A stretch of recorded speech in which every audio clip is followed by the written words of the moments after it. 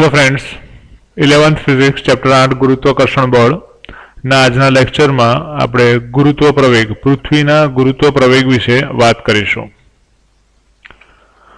પૃથ્વીના ગુરુત્વ પ્રવેગથી ઉદ્ભવતા પ્રવેગનું સમીકરણ આપણે મેળવવાનું છે અને પૃથ્વીનું ગુરુત્વ પ્રવેગ શું છે બહુ સિમ્પલ વ્યાખ્યા આપણે આ રીતે આપી શકીએ કે પૃથ્વીના ગુરુત્વાકર્ષણ બળ વડે ઉદ્ભવતા પ્રવેગને ગુરુત્વ પ્રવેગ કહે છે।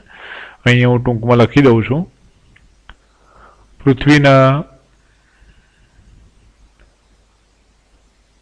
પૃથ્વીના ગુરુત્વાકર્ષણ બળ વડે ઉદ્ભવતા પ્રવેગને ગુરુત્વાકર્ષણ બળ વડે ઉદ્ભવતા પ્રવેગને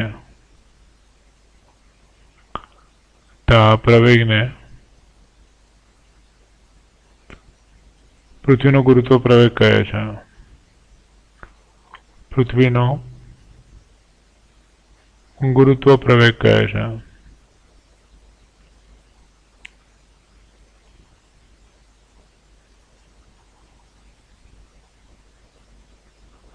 बराबर आने गुरुत्व प्रवेग कहे छे जेने नॉर्मली स्मॉल जी वडे दर्शावे छे। ग्रेविटेशनल एक्सेलरेशन जेने कहेवाय स्मॉल जी वडे आपणे दर्शावे छे। અહીં તમને પૃથ્વી બતાવી છે, આકૃતિમાં પૃથ્વી છે।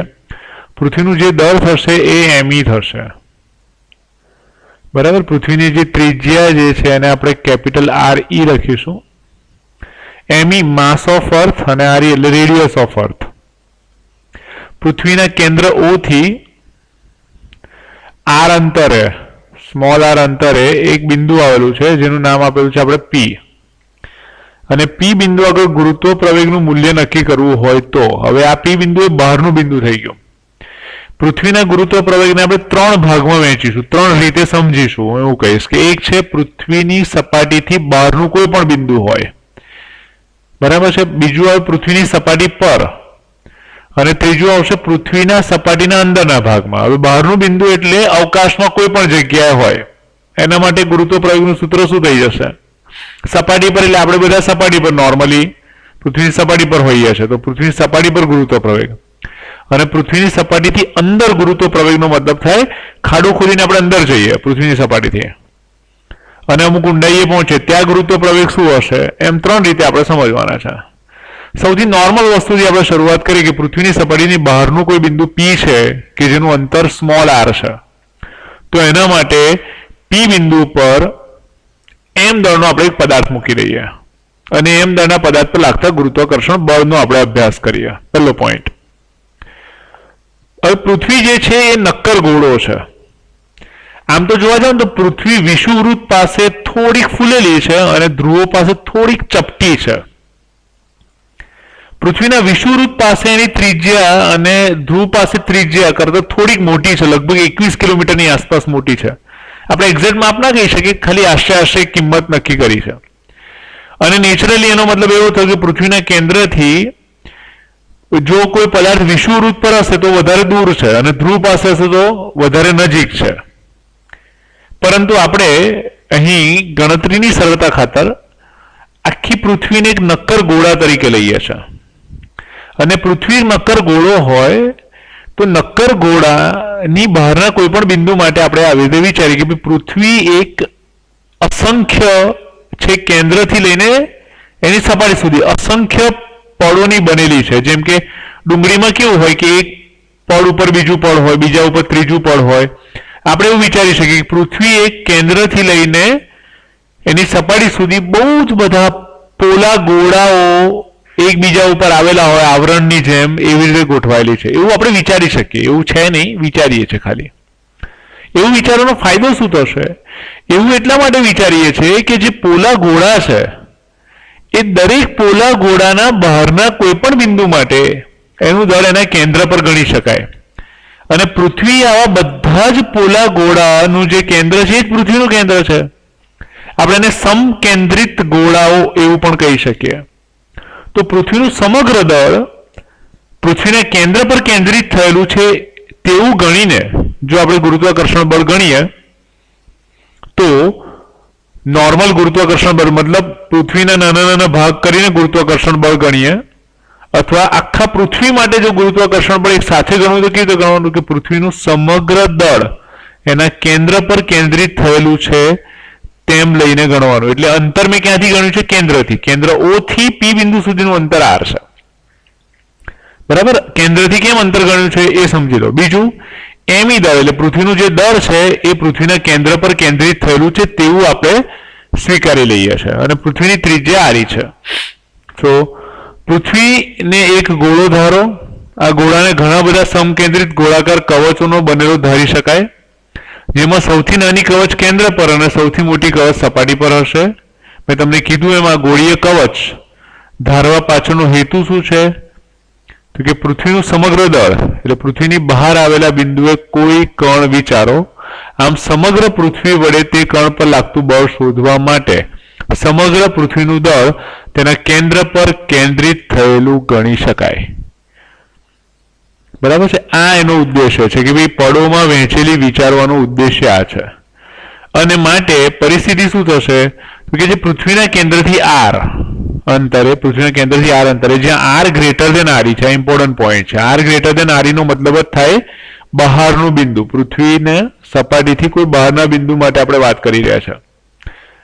R અંતરે P બિંદુએ એક બિંદુઓ દળ M મૂકેલું છે. P બિંદુ આગળ આપણે M દળનો એક પદાર્થ મૂકી દઈએ. હવે M દળનો તમે પદાર્થ મૂકી દો. આ પૃથ્વીના બહારના બિંદુ માટે વાત છે. બરાબર? તો એ M દળના પદાર્થ પર લાગતું ગુરુત્વાકર્ષણ બળ શું થશે? તો ગુરુત્વાકર્ષણ બળ આપણને ખબર છે F બરાબર કેપિટલ G ME એટલે પૃથ્વીનું દળ ઇન્ટુ સ્મોલ m એટલે પદાર્થનું દળ છેદમાં સ્મોલ r સ્ક્વેર. એટલે આ રીતે લખી શકાય. F બરાબર G પૃથ્વીનું દળ ME પદાર્થનું દળ સ્મોલ m ડિવાઇડેડ બાય બંનેના વચ્ચેના અંતરનો વર્ગ. એમ અંતર ક્યાંથી ગણવાનું છે? પૃથ્વીના કેન્દ્રથી ગણવાનું છે. કારણ કે પૃથ્વીનું સમગ્ર દળ એના કેન્દ્ર પર કેન્દ્રિત થયેલું આપણે ધારેલું છે, એવું આપણે ગણીને ગણતરી કરીએ છીએ, એવું વિચારીને ગણતરી કરીએ છીએ. હવે જો F ભાગ્યા M કરીએ એટલે M દળના પદાર્થ પર આ બળ લાગે છે. M દળના પદાર્થ પર પૃથ્વી વડે લાગતું બળ. પૃથ્વી વડે લાગતું બળ. બરાબર? આ પૃથ્વી વડે લાગતું બળ આપણે શોધી કાઢ્યું. હવે M દળના પદાર્થ પર આટલું બળ લાગે છે તો M દળના પદાર્થ માટે પ્રવેગ કેટલો થશે? M દળના પદાર્થનો પ્રવેગ. M દળના પદાર્થનો પ્રવેગ. હવે M દળના પદાર્થનો પ્રવેગ G બરાબર લખીએ આપણે અથવા A બરાબર લખીએ તો A બરાબર થશે બળ ભાગ્યા દળ F ડિવાઇડેડ બાય M. એ જ ગુરુત્વ પ્રવેગ થશે કારણ કે પૃથ્વીના ગુરુત્વાકર્ષણ બળ વડે આ પ્રવેગ ઉત્પન્ન થાય છે. તો F બળ ભાગ્યા દળ બરાબર G થશે. બરાબર છે? તો M દળના પદાર્થનો પ્રવેગ A બરાબર F ડિવાઇડેડ બાય M બરાબર G થઈ જશે. અને બળ ભાગ્યા દળ કરો તો તમને સંબંધ શું મળશે? M છેદમાં લઈ જાઓ અહીંયા અને M ને છેદમાં લઈ જશો તો F ડિવાઇડેડ બાય M બરાબર G ME upon R square થશે. અને F ડિવાઇડેડ બાય M એ જ ગુરુત્વ પ્રવેગ G થઈ જાય એટલે G બરાબર થશે F divided by M G ME upon R square. આને આપણે G ઓફ R તરીકે લખી શકીએ. G ઓફ R બરાબર G ME upon R square થશે. શરત શું છે? R ગ્રેટર દેન RE છે.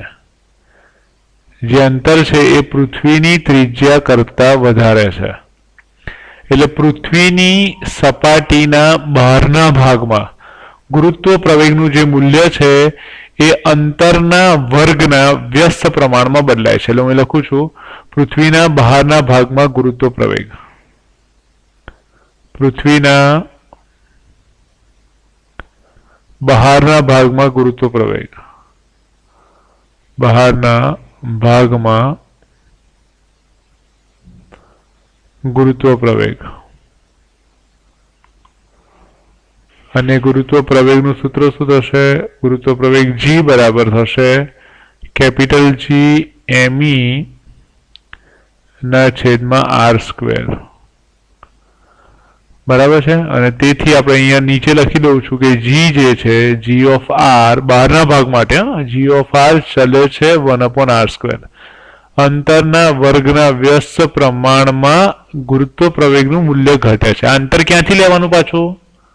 કેન્દ્રથી લેવાનું. અંતર ક્યાંથી લેવાનું? કેન્દ્રથી ગણવાનું, સપાટીથી નહીં ગણવાનું. પૃથ્વીના કેન્દ્રથી અંતર આર હોય તો, અને આર ગ્રેટર દેન આર માટે આ સૂત્ર આપણને મળ્યું. હવે આપણે ચર્ચા કરવા જઈ રહ્યા છે કે પૃથ્વીના ગુરુત્વાકર્ષણ બળની અસર પૃથ્વીના અંદરના ભાગમાં શું હોય, મતલબ સપાટીથી આપણે અંદર જતા રહીએ તો શું અસર થશે એ આપણે સમજવાનું છે. પૃથ્વીના અંદરના ભાગમાં આપણે વિચાર કરીએ. હવે એના માટે આપણે બાજુમાં એક આકૃતિ આપેલી છે, એમાં ઓ પૃથ્વીનું કેન્દ્ર છે, બરાબર છે. એમી પૃથ્વીનું દળ છે, ધ્યાનથી સમજો. ઓ પૃથ્વીનું કેન્દ્ર છે, પૃથ્વીનું દળ જે છે આપણે કેપિટલ એમી લખીએ છીએ. એમી એ પૃથ્વીનું દળ છે, પૃથ્વીનું દળ. આરી જે છે એ પૃથ્વીની ત્રિજ્યા છે, પૃથ્વીની ત્રિજ્યા.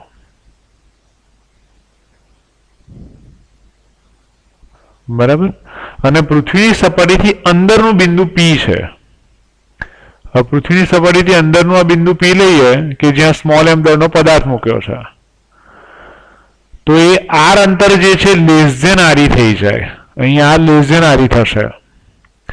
અને એમ આર બરાબર શું છે તો કે સ્મોલ આર ત્રિજ્યાનો જે પૃથ્વીનો ભાગ છે, સ્મોલ આર ત્રિજ્યા ના ગોળાનું દળ. અને સ્મોલ આર ત્રિજ્યાના ગોળાનું જે દળ છે એ પૃથ્વીના અંદરનો ભાગ ગણવાનો છે, રાઈટ? એટલે પૃથ્વીનો જ ભાગ છે. હવે અંતર આપણે ગણીએ.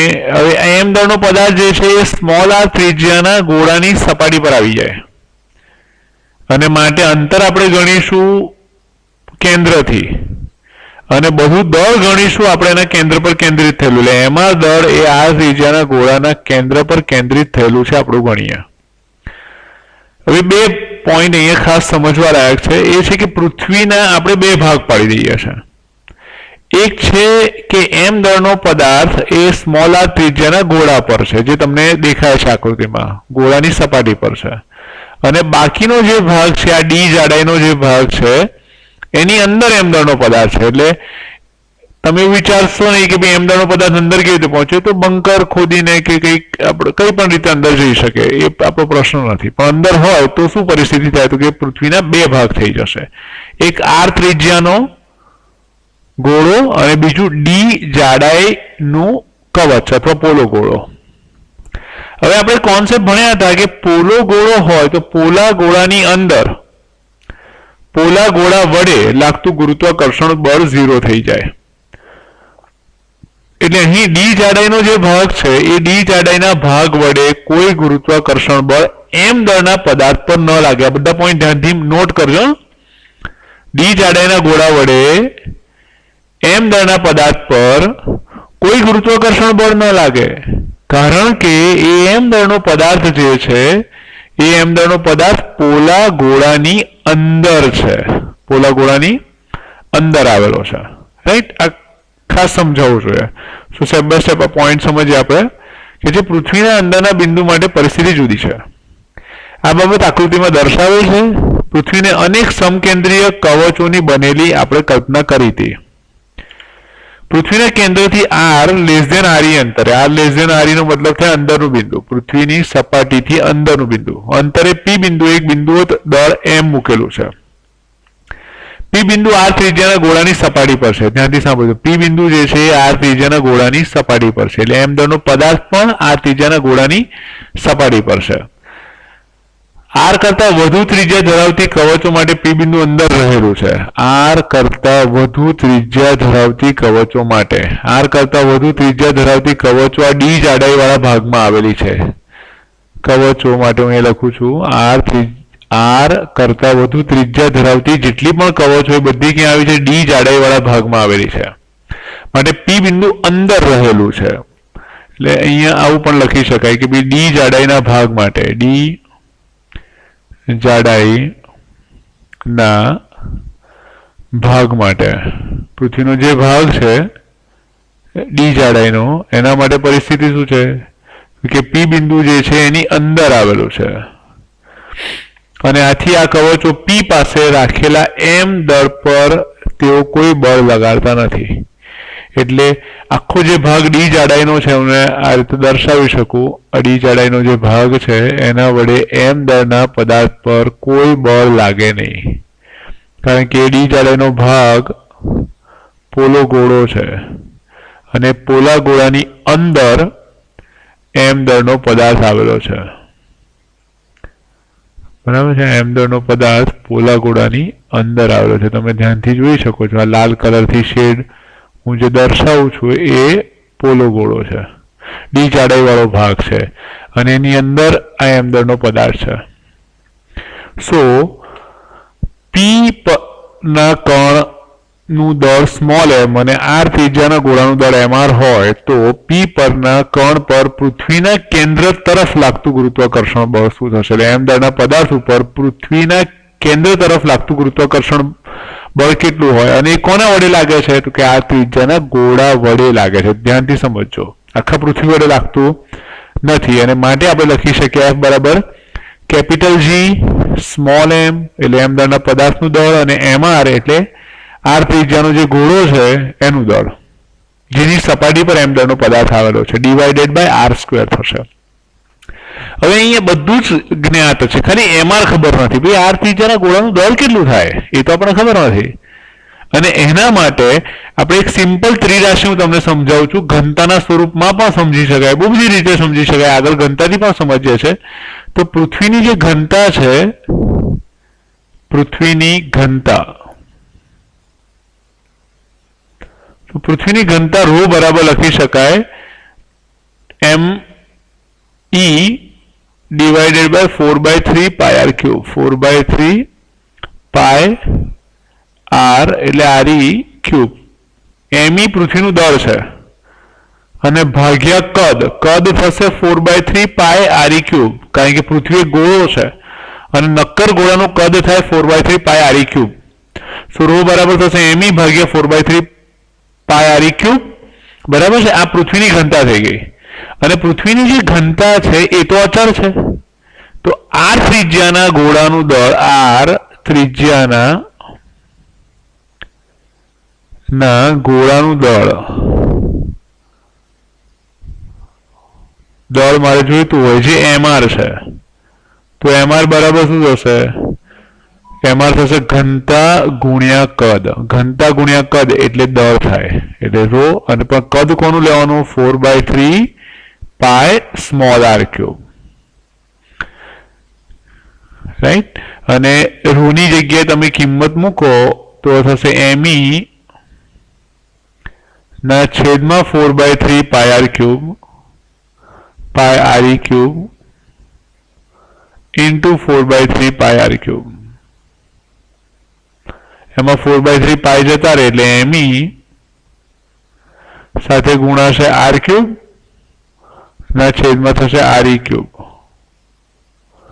બરાબર આ mr નું મૂલ્ય થઈ ગયું એટલે mr ની જગ્યાએ તમારે મૂલ્ય લખવું હોય તો mr બરાબર શું લખાશે r ત્રિજ્યાના ગોળાનું દળ બરાબર me એટલે પૃથ્વીનું દળ ગુણ્યા સ્મોલ r ક્યુબ ભાગ્યા કેપિટલ re ક્યુબ આ રીતે લખાય તમે સિમ્પલ કમ્પેરિઝન પણ કરી શકો સરખામણી પણ કરી શકો કે 4/3 pi re ક્યુબ દળ હોય સોરી કદ હોય તો દળ me થાય તો 4/3 pi r ક્યુબ દળ માટે કદ માટે દળ કેટલું થશે એ હું અહીંયા સાઈડમાં લખું છું બીજી રીત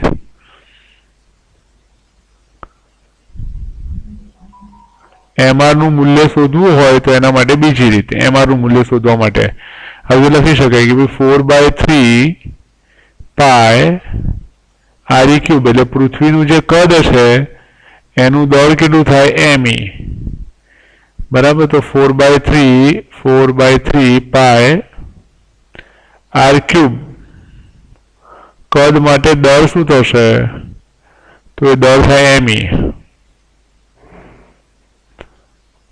અને ME બરાબર સોરી MR અને ચેકીને લખી કાઢું MR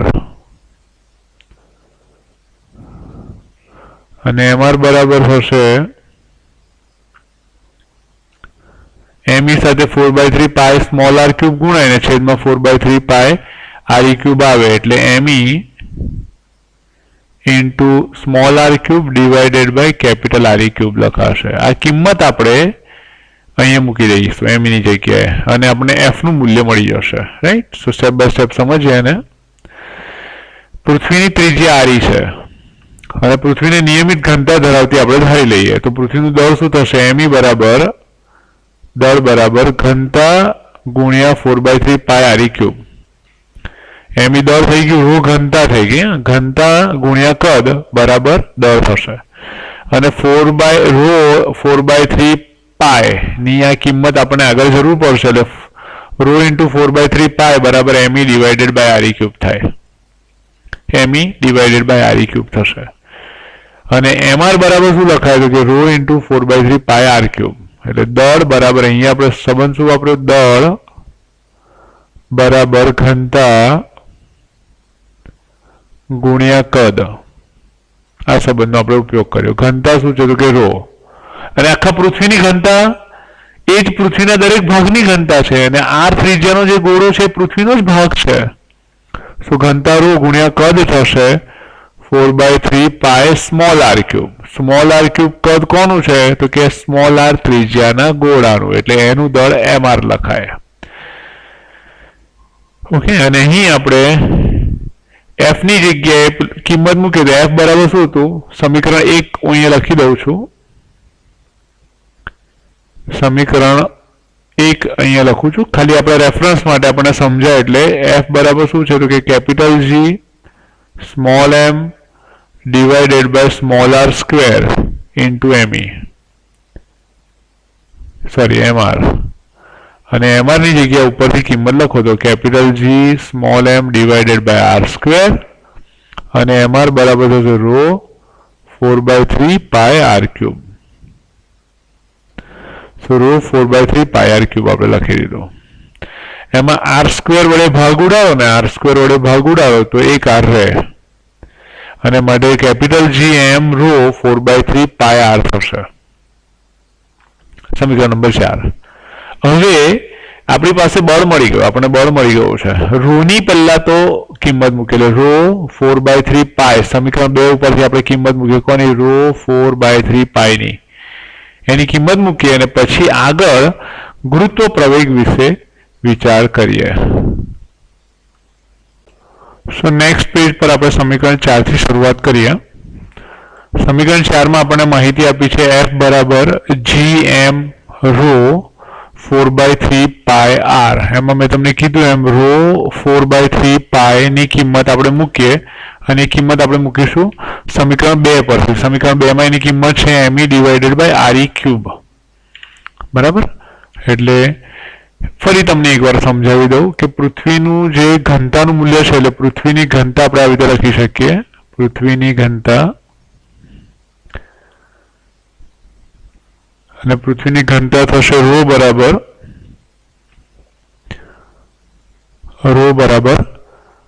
ME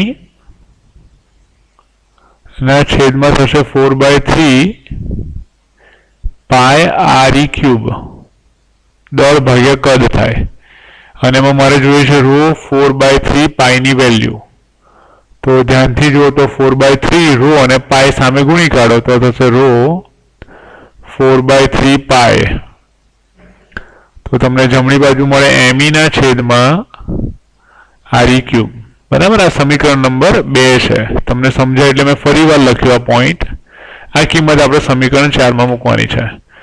આ સમીકરણ નંબર 2 છે જે ગયા પેજ ઉપર હતો. સો સમીકરણ 4 માં સમીકરણ 2 ની કિંમત લખતા તમને શું મળશે તો મળશે f બરાબર capital G m ME divided by re cube into r. કિંમત સમીકરણ 2 ની આપણે મૂકી દીધી અને માટે f બરાબર થશે G ME m divided by re cube એટલે G ME m divided by re cube into r થાય. આપણે આ બળનું મૂલ્ય મળ્યું અને બળ ભાગ્યા દળ કરશો તો ગુરુત્વ પ્રવેગનું મૂલ્ય મળશે. એટલે હું એ લખું છું પૃથ્વીના કેન્દ્રથી આર, જ્યાં આર નું મૂલ્ય આરી કરતા ઓછું છે, આર લેસ ધેન આરી, પૃથ્વીના કેન્દ્રથી આર અંતરે, એટલે આપણે લખીશું પૃથ્વીના અંદરના બિંદુએ,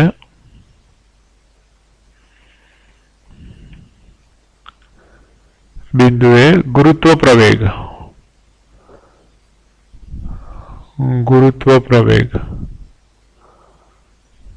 અને ગુરુત્વ પ્રવેગ g બરાબર તમારે લખવું હોય તો g બરાબર થશે F/m, અને f ના છેદમાં m ને છેદમાં લઈ જાઓ તમે તો શું વધે તો કે કેપિટલ G me ના છેદમાં re³ ઇન્ટુ સ્મોલ r થાય. બરાબર, એને પણ g ઓફ r લખાય, એટલે g ઓફ r લખી શકાય. g ઓફ r નો મતલબ થાય છે ગુરુત્વ પ્રવેગનું મૂલ્ય r પ્રમાણે બદલાય છે, એટલે r ચલ છે. તો થશે capital G me upon re³ into r, જેને આપણે લખી શકીએ g ઓફ r ચલે છે, r ના સમપ્રમાણમાં છે. ઓફકોર્સ આમાં ખાસ ઇમ્પોર્ટન્ટ પોઈન્ટ એ છે કે r લેસ ધેન re છે. પૃથ્વીની ત્રિજ્યા કરતા આ અંતર નાનું છે, કારણ કે પૃથ્વીના કેન્દ્રથી ગણેલું છે અને પૃથ્વીના અંદરના ભાગમાં છે, એટલે ઓફકોર્સ ત્રિજ્યા કરતા અંતર નાનું થાય. તો f ચાલે છે, r આપણને સંબંધ મળે. અને જો તમે r બરાબર 0 લખો તો શું થાય, તો પૃથ્વીના કેન્દ્ર માટે ગુરુત્વ બળ 0 હોય, તો પૃથ્વીના કેન્દ્ર પર ગુરુત્વ પ્રવેગ પણ 0 હોય. એટલે આપણે એવું લખી શકીએ પૃથ્વીના કેન્દ્ર પર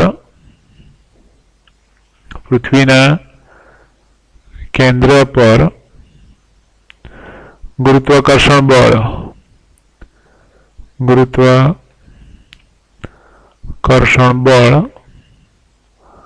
અને ગુરુત્વ પ્રવેગ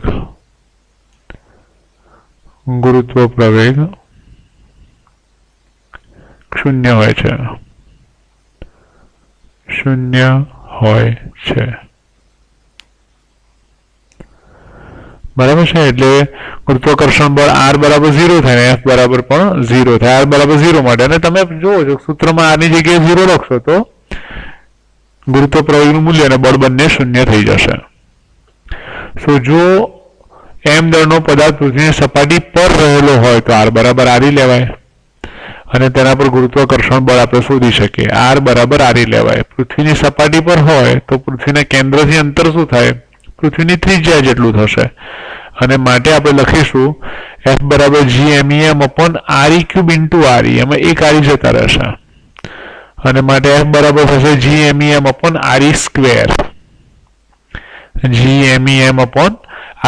હવે તમે f બરાબર f/m કરો, m વડે ભાગી કાઢો તો તમને શું મળશે, gme અપોન re². એટલે અહીંયા બીજો એક પોઈન્ટ આપણે લખીએ છીએ કે પૃથ્વીની સપાટી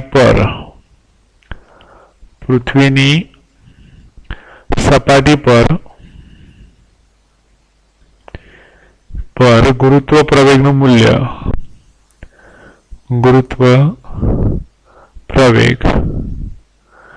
g બરાબર થશે f/m અને બરાબર થશે capital G me upon re².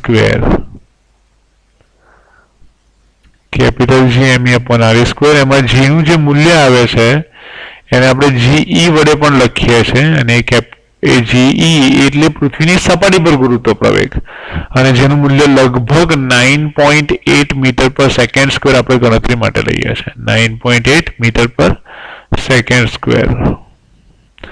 બરાબર, g નું મૂલ્ય આપણને આટલું મળશે પૃથ્વીની સપાટી પર. સ્વયં દળ વડે અનુભવાતા પ્રવેગને g વડે દર્શાવીએ તો ન્યૂટનના બીજા નિયમ અનુસાર આપણે આવું લખી શકીએ, f બરાબર mg, f બરાબર ma, એની જગ્યાએ g લખ્યું. પ્રવેગને સ્મોલ g વડે દર્શાવીએ તો, અને સમીકરણ 6 અને 7 બંનેને સરખાવશો તો તમને શું મળશે? સમીકરણ 6 એટલે FGMEM/RE², અને m દળ વડે અનુભવાતા પ્રવેગને સ્મોલ g વડે દર્શાવાય તો ન્યૂટનના બીજા નિયમ અનુસાર પરિસ્થિતિ થાય F બરાબર mg. એ સમીકરણ નંબર 7 થઈ જશે. બંનેને સરખાવશો તો બંને બાજુથી F જતા રહેશે અને m જતા રહેશે, તો g બરાબર થશે કેપિટલ G ME/RE². 6 અને 7 ને સરખાવતા mg બરાબર થશે G MEM/RE². બંને બાજુથી m જતા રહે તો G MEM/RE² મળે કે સ્મોલ g એટલે ગુરુત્વ પ્રવેગ. અને આ કયો ગુરુત્વ પ્રવેગ છે? તો કે પૃથ્વીની સપાટી પર ગુરુત્વ પ્રવેગનું આ મૂલ્ય છે G MEM/RE². કિંમતો શોધીએ. g ને બહુ સહેલાઈથી આપણે ગણી શકીએ છીએ. બધી કિંમતો મૂકી દઈએ તો કેપિટલ g નું જે મૂલ્ય છે એ થશે 6.67 ગુણ્યા 10⁻11. 6.67 છે actually, 10⁻11 newton metre square divided by kg square છે. Newton metre square divided by kg square થશે, કિલોગ્રામ સ્ક્વેર થશે. Newton metre square divide by kg square. અને જો me નું મૂલ્ય લખીએ તો પૃથ્વીનું દળ લખીએ તો 6 ગુણ્યા 10⁻24 kg થાય, લગભગ 6 ગુણ્યા 10⁻24 kg થશે. જ્યારે RE એટલે પૃથ્વીની ત્રિજ્યાનું મૂલ્ય લખીએ તો પૃથ્વીની ત્રિજ્યા થશે 6400 કિલોમીટર. 6400 કિલોમીટર એટલે અહીં RE નું જે મૂલ્ય છે ને એ 6400 કિલોમીટરમાં ના લખાય, કારણ કે બાકી બધું MKS માં છે એટલે આ મીટરમાં જોઈએ. એટલે આપણે લખીએ છીએ 6400 ગુણ્યા 10⁻³ મીટર, અને therefore RE બરાબર થઈ જશે 6.4 ગુણ્યા 10⁶ મીટર. બરાબર. તમે ત્રણેય કિંમતો મૂકીને g નું મૂલ્ય ચેક કરી શકો છો. તો g નું મૂલ્ય થશે લગભગ 9.7705 મીટર પર સેકન્ડ સ્ક્વેર, એપ્રોક્સિમેટલી 9.8 મીટર પર સેકન્ડ સ્ક્વેર થાય. ગણતરીની સરળતા ખાતર આપણે ઘણી વખતે આ કિંમત જે છે એ 10 લઈ લઈએ છીએ, 10 મીટર પર સેકન્ડ સ્ક્વેર લઈ લઈએ છીએ ગણતરીની સરળતા ખાતરમાં. નોર્મલી એનું મૂલ્ય 9.8 મીટર પર સેકન્ડ સ્ક્વેર લઈને આપણે દાખલા ગણીએ છીએ. સો સ્મોલ g, કેપિટલ G અને RE ના મૂલ્યો પરથી પૃથ્વીના દળનો અંદાજો મેળવી શકાય છે. g નું મૂલ્ય છે આપણે પ્રેક્ટિકલી નક્કી કરીએ. અહીં આપણે પૃથ્વીનું દળ લીધું છે અને સ્મોલ g નું મૂલ્ય મેળવ્યું છે. સ્મોલ g નું મૂલ્ય પ્રેક્ટિકલી બહુ સહેલાઈથી મેળવી શકાય છે. બરાબર. અને એના આધારે તમે RE અને કેપિટલ G ના મૂલ્યો મૂકીને પૃથ્વીનું દળ માપી શકાય છે. આ કારણથી કેવેન્ડિશ અંગે એક પ્રખ્યાત કથન એ છે કે કેવેન્ડિશે પૃથ્વીનું વજન કર્યું છે. કેવેન્ડિશે પ્રાયોગિક રીતે g નું મૂલ્ય નક્કી કર્યું, કેપિટલ G નું મૂલ્ય નક્કી કર્યું, અને પછી એના આધારે પૃથ્વીનું વજન કર્યું, એટલે પૃથ્વીનું દળ નક્કી કર્યું. એટલે અહીં ખાસ 3 પોઈન્ટ આપણે નોટ કરીશું. પોઈન્ટ નંબર 1, પૃથ્વીના બહારના ભાગમાં ગુરુત્વ પ્રવેગનું સૂત્ર. પૃથ્વીના બહારના ભાગમાં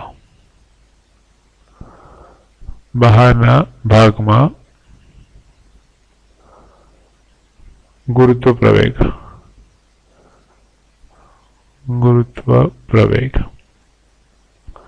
પૃથ્વીના બહારના ભાગમાં ગુરુત્વ પ્રવેગ માટે R જે છે એ ગ્રેટર દેન RE લખાય,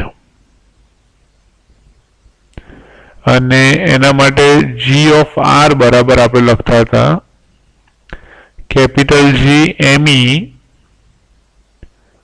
અપોન સ્મોલ r².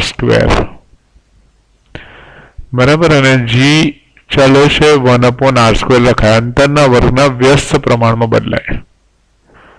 નંબર 2, પૃથ્વીની સપાટી પર ગુરુત્વ પ્રવેગ.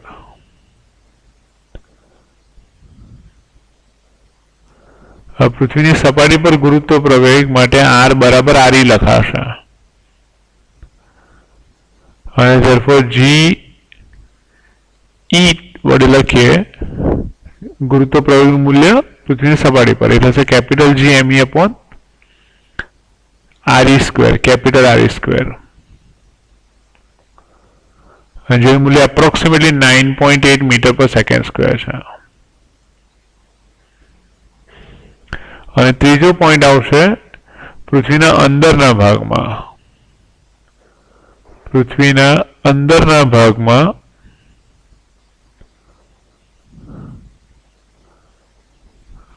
ગુરુત્વ પ્રવેગ.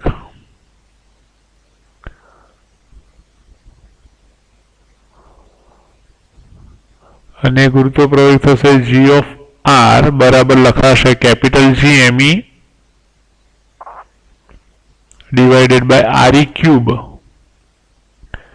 into small r. એના માટે લખી શકીએ g ચલે છે સ્મોલ r, r ના સમપ્રમાણમાં વધે. બરાબર છે. આમાં તમે જો કેપિટલ G(m)e upon re² કરી દો ને તો g(r) આ સૂત્રને આ રીતે પણ લખાય g એટલે પૃથ્વીની સપાટી પર ગુરુત્વ પ્રવેગ into small r divided by capital re. કારણ કે કેપિટલ G(m)e upon re³ ને re² ઇન્ટુ re કરી દો છેદમાં, તો G(m)e upon re² ની જગ્યાએ g લખ્યું, small r divided by re થાય. આ રીતે આપણે લખી શકીએ g(r). તો પૃથ્વીના અંદરના ભાગમાં ગુરુત્વ પ્રવેગનું મૂલ્ય આપણે નક્કી કર્યું. રાઈટ. પૃથ્વીના બહારના ભાગમાં, સપાટી પરના અંદરના ભાગમાં ત્રણેય સૂત્રોને બહુ જ ધ્યાનથી યાદ રાખો, સમજો. બરાબર. અને ક્યારે આ સૂત્રનો ઉપયોગ કરવાનો છે એ તમને પહેલા, બીજા અને ત્રીજા પોઈન્ટમાં દર્શાવ્યું છે. આના પરથી આપણે ગુરુત્વ પ્રવેગનો અંતર સાથે આલેખ જોઈએ. તો પૃથ્વીના અંદરના અને બહારના વિસ્તારમાં ગુરુત્વ પ્રવેગનું જે વિતરણ છે અને જે આલેખ છે આપણે અહીંયા સમજાવ્યો છે. O બિંદુ જે છે પૃથ્વીનું કેન્દ્ર છે, પૃથ્વીનું કેન્દ્ર, અને પૃથ્વીના કેન્દ્ર પર ગુરુત્વ પ્રવેગનું મૂલ્ય 0 છે. re મતલબ થાય પૃથ્વીની કેન્દ્રથી પૃથ્વીની ત્રિજ્યા જેટલું અંતર, એટલે પૃથ્વીની સપાટી. એટલે re જ્યાં લખ્યું છે પૃથ્વીની સપાટી છે, પૃથ્વીની સપાટી. અને re પછીનું જે અંતર છે એને માટે r ગ્રેટર દેન re લખાય એટલે બહારનું બિંદુ થઈ જાય. અને 0 થી re સુધીનું જે અંતર છે એ r લેસ દેન re લખાય એટલે અંદરનું બિંદુ થઈ જશે. અને r થી re સુધીનું જે અંતર છે, 0 થી re સુધીનું એટલે સપાટી સુધીનું જે અંતર છે એના માટે g(r) ચલે છે r છે. r ના સમપ્રમાણમાં વધે છે એટલે સુરેખ આલેખ છે. અને આ પોઈન્ટ જે છે જ્યાં re અંતર થઈ જશે ત્યાં ગુરુત્વ પ્રવેગનું મૂલ્ય મહત્તમ થાય g જેટલું. અને પૃથ્વીના બહારના ભાગમાં અંતરના વર્ગના વ્યસ્ત પ્રમાણમાં ઘટે. r ગ્રેટર દેન re થઈ જશે. ક્લિયર? અહીં પોઈન્ટ બાય પોઈન્ટ આપણે જોઈએ તો વિચારી શકીએ g(r) બરાબર શું થશે? તો કે capital G(m)e small r upon re³ માં G(m)e upon re³ સમાન છે. બરાબર. અને માટે તમે લખી શકો g(r) ચાલે છે r ક્યાં? અંદરના બિંદુ માટે. એટલે કે પૃથ્વીના અંદરના વિસ્તારમાં આપેલા બિંદુએ ગુરુત્વ પ્રવેગ g નું મૂલ્ય પૃથ્વીના કેન્દ્રથી તે બિંદુના અંતરના સમપ્રમાણમાં હોય છે. ફરી પૃથ્વીના અંદરના વિસ્તારમાં, ઇમ્પોર્ટન્ટ વસ્તુ છે, બહાર નહીં, અંદરના વિસ્તારમાં આવેલા બિંદુએ, એટલે અંદરના વિસ્તારમાં કોઈ પણ બિંદુ હોય તો ત્યાં ગુરુત્વ પ્રવેગનું મૂલ્ય પૃથ્વીના કેન્દ્રથી અંતર, તે બિંદુના અંતરના સમપ્રમાણમાં એ ગુરુત્વ પ્રવેગનું મૂલ્ય વધે છે. g(r) બરાબર થશે કેપિટલ G(m) upon r², જ્યાં r ગ્રેટર દેન re માટે g(r) ચાલે છે 1/r² થાય. ગ્રેટર દેન re નો મતલબ થાય ઘણું દૂરનું બિંદુ. પૃથ્વીની સપાટીથી ઘણા દૂરના અંતરે g(r) ચાલે છે 1/r² થશે. એટલે અંતરના વર્ગના વ્યસ્ત પ્રમાણમાં બદલાશે. બરાબર. અહીંયા G(m)e upon r² લખવું જોઈએ. અને આ બહારનું બિંદુ છે ઓફકોર્સ. એટલે g ગ્રેટર દેન re છે, એટલે કે પૃથ્વીની સપાટીથી ઊંચાઈએ રહેલા બિંદુએ ગુરુત્વ પ્રવેગનું મૂલ્ય પૃથ્વીના કેન્દ્રથી તે બિંદુ વચ્ચેના અંતરના, ગુરુત્વ પ્રવેગનું મૂલ્ય ક્યાંથી ગણવાનું? પૃથ્વીના કેન્દ્રથી અંતર ગણવાનું. કેન્દ્રથી તે બિંદુ વચ્ચેના અંતરના વર્ગના વ્યસ્ત પ્રમાણમાં બદલાય છે. બરાબર છે. અને પૃથ્વીની સપાટીથી ઊંડાઈ અને ઊંચાઈ સાથે ગુરુત્વ પ્રવેગમાં થતા ફેરફારો આપણે નેક્સ્ટ લેક્ચરમાં આકૃતિથી સમજીશું, બરાબર, અને એના સૂત્રો તારવીશું. ઊંચાઈ સાથે શું ફેરફાર થાય છે, ઊંડાઈ સાથે શું ફેરફાર થાય છે એ સમજીશું, બરાબર, અને એના કોન્સેપ્ટને સમજીશું. અને નીચે અહીંયા એક પોઈન્ટ લખી દઉં છું કે પૃથ્વીની સપાટી પર ગુરુત્વ પ્રવેગનું મૂલ્ય,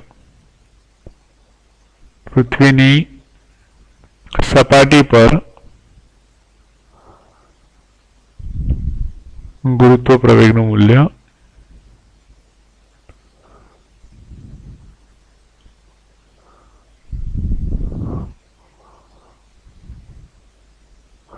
એનું સૂત્ર થઈ જશે GE બરાબર capital G ME upon RE². આ સૂત્રો વારે વારે એટલે લખું છું કે તમને યાદ રહી જાય, અને જેનું મૂલ્ય છે 9.8 મીટર પર સેકન્ડ સ્ક્વેર.